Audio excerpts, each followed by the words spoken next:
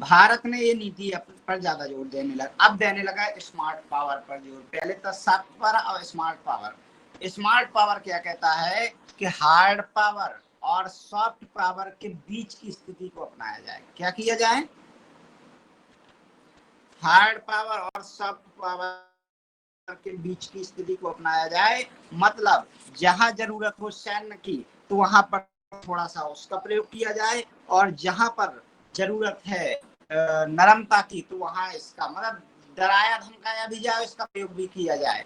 ठीक है, जैसे पाकिस्तान के साथ आप एक तरफ जो है कहते कि हमारे देश में एक घटना हुई हम 4 करेंगे आपके यहाँ, दूसरी तरफ क्रिकेट कूटनीति का सहारा लेते थे, है ना, सांस्कृतिक कार्यक्रम तमाम चीजें। चाइना के साथ एक तरफ आप समझौता वार्ता भी करते हैं, लेकिन दूसरी तरफ डोकलाम में यदि वो आ जाता है तो आप लड़ने के लिए भी तैयार हो जाते हैं। सही कहा ना? Yes sir. क्या समझ? तो ये स्मार्ट पावर। अब आता सॉफ्ट पावर की पॉलिसी का महत्व क्या है? क्वेश्चन आ सकता है, भारत की विदेश नीति सॉफ्ट पावर पर केंद्रित है। तो देखिए आंसर आप कैसे करेंगे।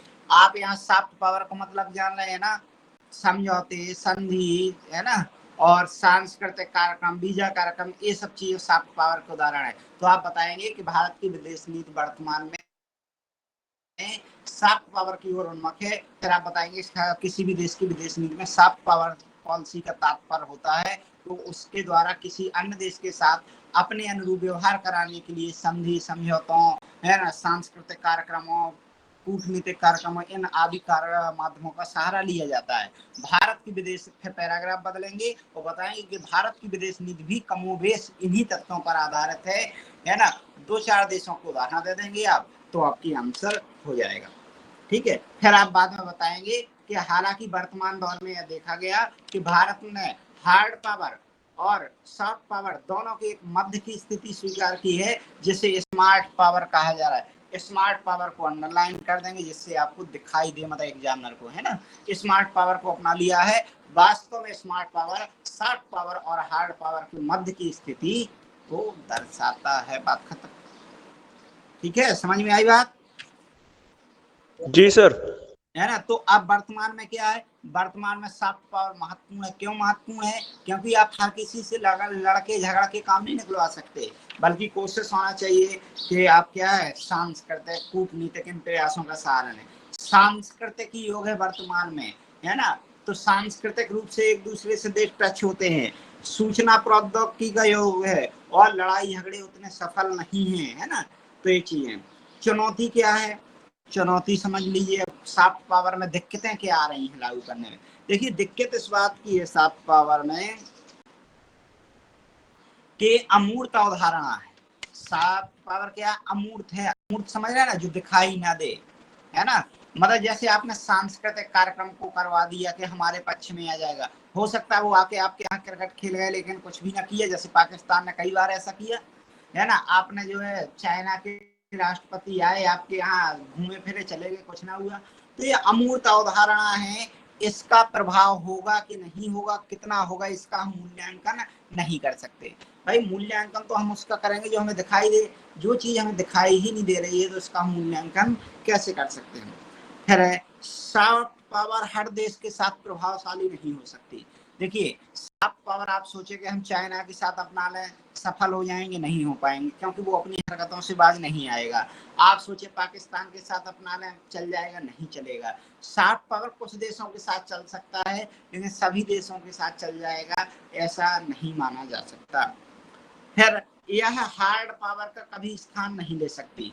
हार्ड पावर का तो स्थान कभी नहीं ले सकती। हार्ड पावर अपनी जगह है। जैसे यूक्रेन वाला मानिए आप, यूक्रेन को समझाता है, उस कितना प्रयास किया, नहीं माना, तभी उसे आक्रमण करना पड़ा ना, हार्ड पावर का प्रयोग करना पड़ा ना।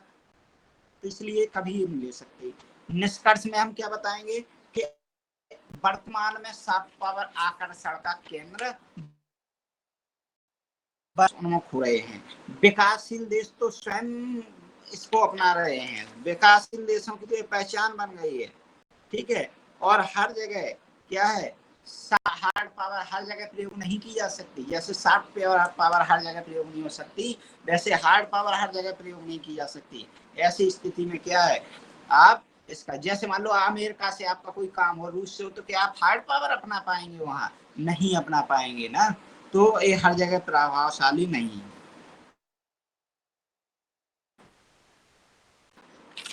सर। No sir. हाँ, समझ में आ रही ना? जी सर, आ गई। अब अगला आपका टॉपिक है क्वाड। क्वाड ग्रुप एग्जाम में आया भी है। इसे चतुर्पक्षीय या चतुष्कोणीय बोलते हैं, है ना। क्वाड, क्वाड क्या है? 4 देशों का एक समूह है। तो अगला पढ़ना हमें क्वाड। देखिए क्वाड क्या है।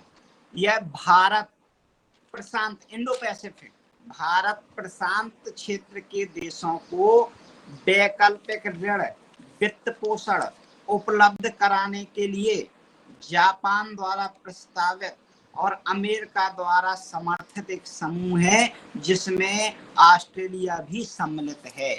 फिर से समझो, यह हिंद इंडो पैसिफिक क्षेत्र में, ये इंडो पैसिफिक क्षेत्र में जो देश हैं उनको लिए सस्ता ऋण उपलब्ध कराया जाए, ठीक है, वित्त पोषण किया जाए, साथ में मिलकर कार्य किया जाए।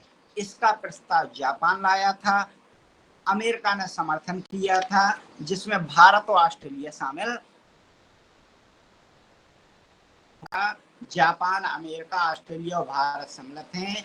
तो क्वाड 4 देशों के सम्मिलित समूह हैं, जो इंडो पैसिफिक क्षेत्र में वित्त पोषण के लिए या वैकल्पिक ऋण वित्त पोषण के लिए एक क्या करता है?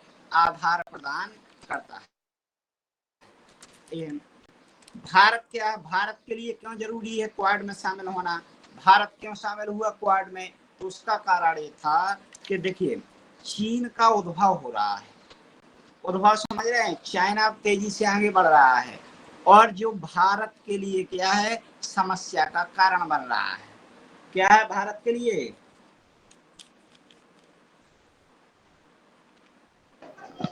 समस्या का कारण बनना है। बिल्कुल भाई, चाइना तो हमारे लिए समस्या का कारण है ही। तो अकेले हम क्या है, उसका प्रतिरोध करने के लिए हम उतने पावरफुल नहीं है, इसलिए हमने एक समूह, गुट में जोड़ना उचित समझा, और उस गुट का नाम है क्वाड। समझे बात? जी सर। है ना। तो एक भारत इसलिए। अब देखिए इसमें चुनौती क्या आ रही है भाई। क्वाड ग्रुप तो बन गया, लेकिन अब इसमें कुछ चुनौती है। अब इन चुनौतियों को जान लेते हैं। देखिए चुनौतियों में देखा जाए तो पड़ोस में क्षेत्रीय प्रतिद्वंदता बढ़ेगी। जैसे भारत आप क्या है, ऑस्ट्रेलिया के ग्रुप में, वो अमेरिका के इस ग्रुप में शामिल हो गया, क्वाड में हो गया, तो चाइना क्या करेगा कि जो भारत के पड़ोसी हैं उनको अपने किसी गुट में शामिल करेगा।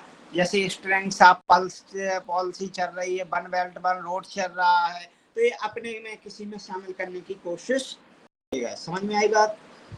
जी सर। और जब ये अपने में शामिल करने की कोशिश करेगी तो आपसी प्रतिद्वंदता बढ़ेगी क्षेत्र में कि नहीं बढ़ेगी? क्यों बढ़ेगी सर। जी सर। बढ़ेगी ना। और जब एक प्रतिद्वंदता बढ़ेगी तो एक समस्या उत्पन्न होगी, ठीक है। तो ये मामला था भाई, और तनाव बढ़ेगा। अगला है इसमें चुनौतियों में कि भारत और चीन के बीच में तनाव बढ़ सकता है, क्योंकि चाइना क्वाड की हमेशा आलोचना करता है, सुना होगा आपने, करता है कि नहीं करता है? जी सर। और जब वो आलोचना करेगा तो स्वाभाविक सी बात है कि इससे प्रॉब्लम बढ़ेगी ही बढ़ेगी, ठीक है ना। तो इस चीज को भी हमें क्या करना है, ध्यान में रखना है। फिर शंघाई सहयोग संगठन पर प्रभाव पड़ेगा। इसका किस पर प्रभाव पड़ेगा? किस पर प्रभाव पड़ेगा? शंघाई सहयोग संगठन। क्यों पड़ेगा उसको समझिए। देखिए शंघाई सहयोग संगठन में रूस भी है, चीन भी है, भारत भी है कि नहीं है? और रूस और चीन अमेरिका के विरोधी वाले हैं कि नहीं है, बताओ। सर हैं। और रूस चीन का बनाया हुआ ये संगठन है, जिसमें रूस भी है, चीन भी है, पाकिस्तान भी है, तीनों भारत के, बहुत सॉरी, पाकिस्तान भी भारत का हितैषी नहीं है, और चाइना भी नहीं है, और अमेरिका के विरोधी हैं। तो ऐसे में भारत पर प्रभाव शंघाई सहयोग संगठन के माध्यम से कि नहीं? तो इसलिए जो है इसके बारे में कहा गया। Yes sir. ठीक है ना। अब आती है बात कि अगली चुनौती क्या है, गुटबाजी को बढ़ावा मिलेगा इससे। क्यों मिलेगा कि नहीं मिलेगा?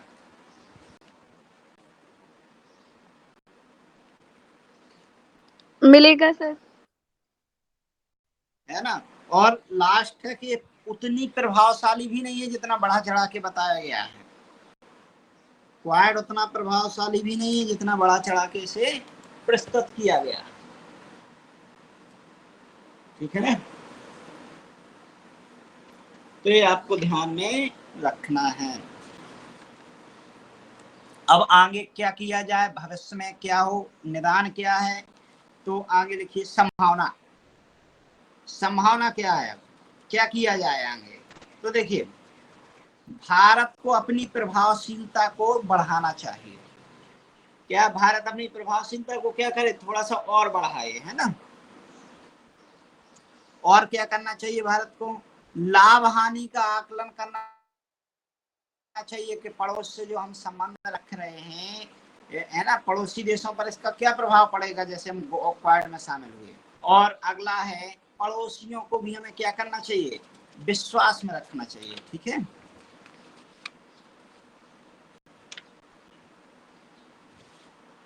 तो ये चीजें आपको ध्यान में रखना है, ये आपका आंसर है।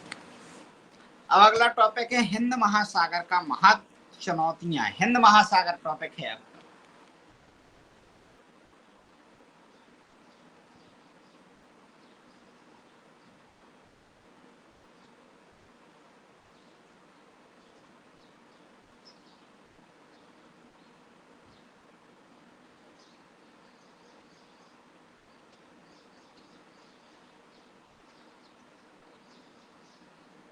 ठीक है। हिंद महासागर, देखिए हिंद महासागर बड़ा चर्चित टॉपिक है, आपके सिलेबस में नहीं है लेकिन इसके बावजूद भी हमने पढ़ा है, कभी जोड़ के पूछ सकता है हिंद महासागर। जैसे आगे हिंद महासागर में चीन द्वारा उत्पन्न चुनौतियों को बताइए, है ना। वर्तमान में भारत चीन के मध्य 21वीं सदी में भारत चीन के मध्य हिंद महासागर एक प्रयोग का क्षेत्र होगा, बताइए। दक्षिणी चीन सागर, तो इन चीजों को हमें क्या जानना है कि हिंद महासागर जो है क्षेत्रीय, वैश्विक, राजनीतिक, आर्थिक प्रभावशीलता बढ़ाने के लिए हिंद महासागर में प्रभावी होना जरूरी है। 21वीं सदी में सुरक्षा व्यापार को तभी महत्व मिल सकता है। सीधे सीधे समझिए कि यदि 21वीं सदी में विश्व में अपनी राजनीतिक, आर्थिक, व्यापारिक, है ना, अपनी पकड़ मजबूत बनाना है, प्रभावशाली बनना है, तो आपको क्या करना होगा, हिंद महासागर क्षेत्र में खुद को मजबूत बनाना होगा। ठीक है। क्यों बनाना होगा कि नहीं बनाना होगा? अब यहाँ पर गतिविधियां क्या की जाए जिससे महत्वपूर्ण हो भाई, इसके लिए कुछ करना पड़ेगा ना हिंद महासागर क्षेत्र में, तब तो मजबूत होंगे। क्या करना चाहिए, क्षमता का निर्माण करना चाहिए। हिंद महासागर क्षेत्र में अपने आप को बढ़ाने क्या है, क्षमता का निर्माण कराएं। और क्या करना चाहिए, सैन्य कूटनीति का सहारा लेना चाहिए। हमें क्या करना चाहिए, सैन्य कूटनीति को बढ़ावा देना चाहिए। सैन्य सहायता, जो वहां के हिंद महासागर क्षेत्र के छोटे छोटे देश हैं उनको सैन्य सहायता और सैन्य बलों की प्रत्यक्ष तैनाती, ये गतिविधियां चलती रहती हैं वहां। हिंद महासागर क्षेत्र में प्रत्येक देश अपने आप को प्रभावशाली बनाने के लिए क्या कर रहा है, कोई सैन्य बलों की तैनाती कर रहा है, जैसे चाइना कोई सैन्य सहायता उपलब्ध करा रहा है, कोई सैन्य कूटनीति का सहारा ले रहा है, तो कोई क्षमता निर्माण कर रहा है। क्यों? क्योंकि 21वीं सदी में जरूरी है। ठीक है। अब देखो,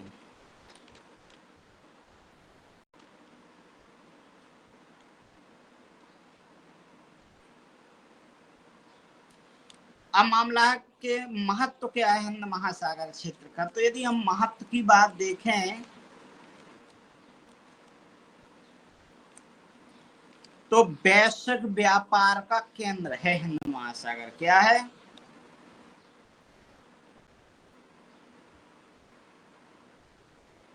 वैश्विक व्यापार केंद्र का है, व्यापार केंद्र है, ठीक है। फिर है तेल, 64% तेल व्यापार और 40% तेल की आपूर्ति भारत की कहां से होती है, या हम कहें पूरा टोटल 64% तेल का व्यापार और 40% तेल की आपूर्ति हिंद महासागर क्षेत्र से हो रही है। कहां से हो रही है? हिंद महासागर क्षेत्र। अगला, समुद्री डकैती, आतंकवाद, ठीक है, गैर पारंपरिक खतरों, मादक द्रव्यों, जलवायु परिवर्तन जैसी चुनौतियों से निपटने के लिए भी क्या है, हिंद महासागर महत्वपूर्ण है। भाई समुद्री लुटेरे क्या, समुद्र में नौकाएं लूट लेते, जहाज रोक लेते हैं, सुना होगा आपने। समुद्री आतंकवाद क्या है, ये समुद्र के रास्ते से किसी देश में प्रवेश कर जाए, जैसे बंबई में जब हमला हुआ था ना 26/11, तो इसी माध्यम से हुआ था, ठीक है। तो जलवायु परिवर्तन भी हो रहा, तमाम चीजों के लिए ये महत्वपूर्ण है, ठीक है। अगला है शांति और क्षेत्र में स्थिरता बनी रह सकती है। शांति और क्षेत्र में क्या है, स्थिरता बनी रह सकती है। यदि हिंद महासागर में आप प्रभावशाली हैं और अच्छी चीज है तो कोई देश प्रभावशाली नहीं होगा, सबका मत। तो इसे क्या, क्षेत्र में शांति स्थिरता बनाने के लिए भी ये जरूरी है, ठीक है।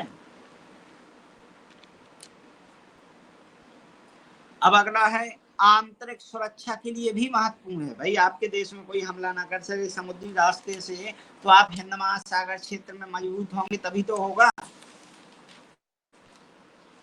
क्यों है। और अगला है शक्ति संतुलन के लिए भी जरूरी है।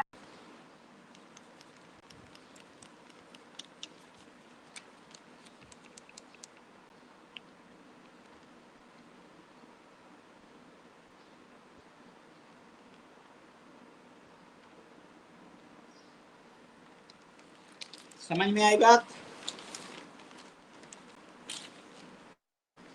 देखिए शक्ति संतुलन का मतलब होता है जैसे तराजू के दो पल्ले होते हैं ना, देखी तराजू कभी, क्यों? तराजू का एक पल्ला ज्यादा भारी हो जाए तो दूसरा ऊपर टंग जाता है कि नहीं? तो इसका मतलब ये है कि शक्ति संतुलन ये कहता है, ऐसा कॉन्सेप्ट है कि कोई शक्ति इतनी प्रभावशाली ना हो जाए कि वो दूसरे को कुचल दे, बल्कि क्या बैलेंस होना चाहिए, ना तो कोई बहुत ज्यादा प्रभावशाली हो और ना ही कोई बहुत कमजोर रहे, ठीक है। तो ये कहलाता है शक्ति संतुलन। समझ में आई बात? क्यों? हाँ, तो ये शक्ति संतुलन था, ठीक है, इसे जानना था। सर तो अब आता है चुनौतियां क्या क्या है भाई हिंद महासागर क्षेत्र में। ये तो ये था कि क्या करना चाहिए, चुनौतियां क्या।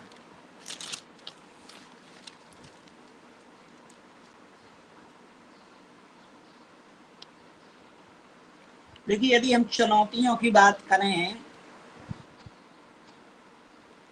तो चुनौतियों में एक चुनौती ये है कि भारतीय रक्षा उद्योग पर्याप्त प्रभावशाली नहीं है।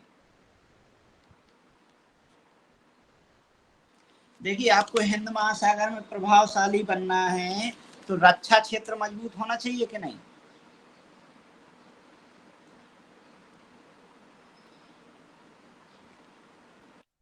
हाँ,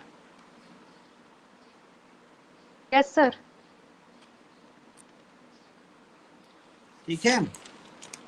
तो भारत का रक्षा क्षेत्र उतना प्रभावशाली नहीं, चुनौती बता रहे हैं हम कि एक चुनौती ये है। अगला, भारत क्षेत्रीय सीमाओं पर अधिक ध्यान केंद्रित करता है तो यहाँ पर कम समय दे पाता है।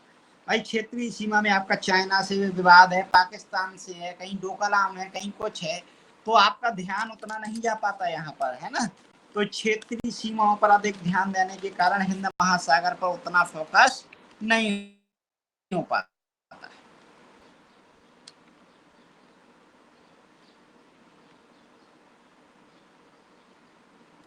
ठीक है।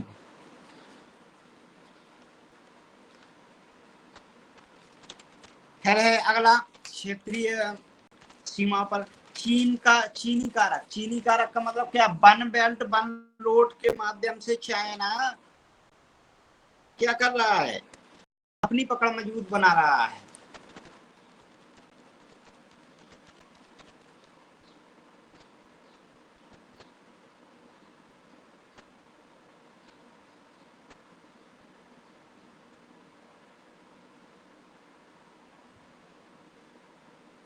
ठीक है, चीन की स्ट्रेंथ ऑफ पल्स मतलब घेरने की पॉलिसी है ना, वन बेल्ट, इनसे समस्या हुई है। अगला मालदीव संकट। मालदीव देखिए हिंद महासागर के पास में भारत का पड़ोसी देश है, लेकिन मालदीव में कोई ना कोई समस्या चलती रहती है जिसका प्रभाव पड़ता है। और भारत की आंतरिक राजनीति भी कभी कभी इन चीजों को प्रभावित कर देती है। ठीक है सर। हाँ सर चाइना की BRI को काउंटर करने के लिए सर G7 ने एक पहल की है, जैसे B3W का नाम दिया गया, हाँ, बिल्ड बैक बेटर वर्ल्ड। देखिए भारत ने तो एक प्रयास किए हैं, लेकिन ये अभी हम चुनौती वाला देख रहे हैं ना कि चुनौतियां क्या क्या हैं। जब देखेंगे कि भारत क्या कर रहा है चाइना को रोकने के लिए, समझ रहे, जब हम ये देखेंगे कि भारत ने क्या किया तब उस पॉइंट को आएंगे। ठीक है, जी सर, ओके सर। जैसे अभी हमें पहले, जैसे आप कभी भी कोई आंसर लिखें और आपका क्वेश्चन आए कि हिंद महासागर क्षेत्र भारत के, हिंद महासागर का भारत के लिए महत्व इंगित करते हुए इसके समक्ष आने वाली चुनौतियों को बताइए, तो पहले पैराग्राफ में आप पहले शुरुआत में बताएंगे 21वीं सदी में हिंद महासागर राजनीतिक, व्यापारिक और सुरक्षा की दृष्टि से प्रत्येक देश के लिए महत्वपूर्ण हो गया है। भारत भी उन्हीं देशों में से एक है। फिर पैराग्राफ बदलेंगे, बताएंगे कि भारत हिंद महासागर क्षेत्र में या हिंद महासागर क्षेत्र भारत के लिए निम्नलिखित प्रकार से महत्वपूर्ण है, पॉइंट वाइज बता देंगे। फिर पैराग्राफ बदलेंगे कि यद्यपि हिंद महासागर क्षेत्र है तो महत्वपूर्ण, लेकिन चुनौतियां भी कम नहीं है। इन चुनौतियों में डैश देके आप एक एक करके 4-5 चुनौतियां बता देंगे। अंत में निष्कर्ष लिखेंगे कि यद्यपि चुनौतियां तो हैं, लेकिन 21वीं सदी के महत्व को देखते हुए भारत को इस क्षेत्र में और भी प्रभावशाली होने की जरूरत है। बात खत्म। ठीक, अब आता कि भारत ने कदम क्या उठाए हैं। तो देखिए भारत ने क्या कदम उठाए हिंद महासागर क्षेत्र में, वो जान लीजिए। 2015 में सागर उपभोग करने की स्वतंत्रता एवं समुद्री रणनीति पर चर्चा की गई थी। 2015 में भारत ने एक रणनीति बनाई थी कि सागर उपभोग, सागर का उपयोग कैसे की जाए, स्वतंत्रता, समुद्र में रणनीति कैसे बनाई जाए, 2015 में इस पर चर्चा हुई थी।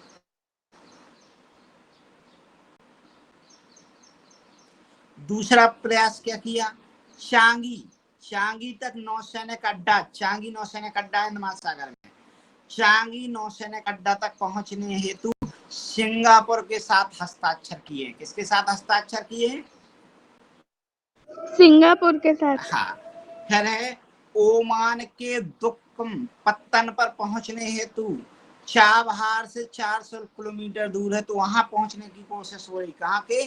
ओमान के दुक्कम पत्तन तक। ठीक है,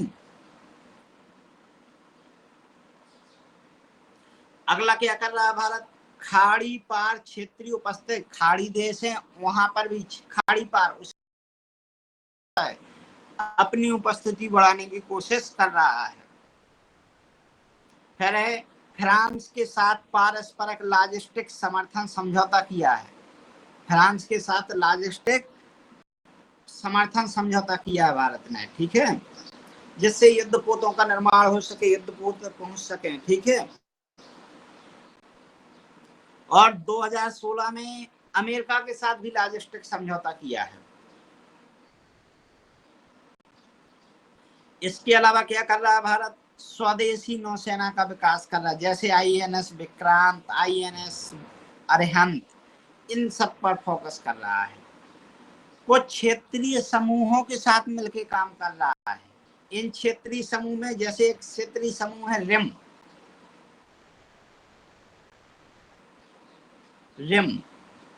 हिंद महासागर, बिमस्टेक, इंडो पैसिफिक रीजन, ये सब क्या है? क्षेत्रीय सहयोग है।